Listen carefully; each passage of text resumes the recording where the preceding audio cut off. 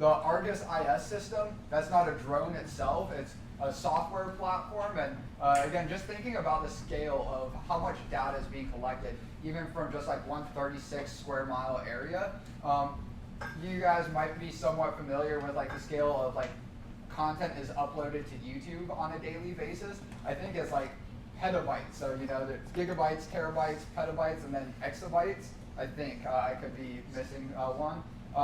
So each day they're collecting like an exabyte of data from like just 136 square mile area. So beyond just like the sensors on board the drones, they also totally legally, I would imagine, can take all your data in a similar way like Google uses your position data to help determine how bad traffic is along any given route.